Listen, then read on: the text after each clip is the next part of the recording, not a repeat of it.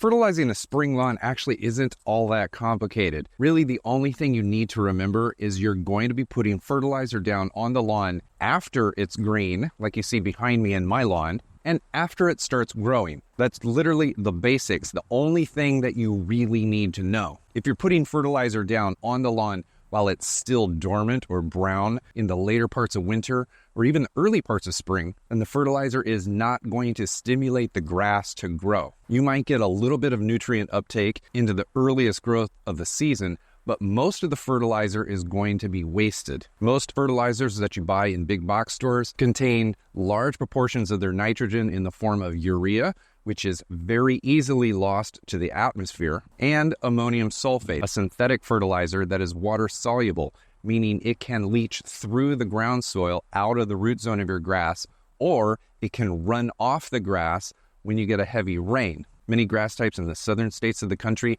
have what we call warm season grasses. They can stay dormant until well in the spring. Frequently, the very first thing put on these lawns is not a fertilizer, but it's a weed preventative. It's something that we call a pre-emergent. I have videos about that linked in the description below. The fertilizer tends to come second.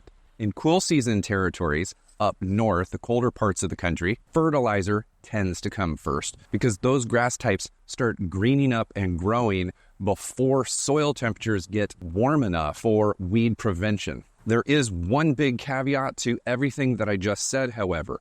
If you're using a natural or organic source of nitrogen, so if you're using some sort of product that says OMRI listed on it, it could be based off of feather meal or meat meal or alfalfa meal or soybean meal or any of the other natural and organic meals that can fertilize the lawn. It could be corn gluten meal. None of these sources of fertilizer are going to gas off into the atmosphere, nor are they going to leach out of the ground system. They're literally going to sit on the ground and wait for soil bacterial life to wake up from winter and slowly decompose them into the soil.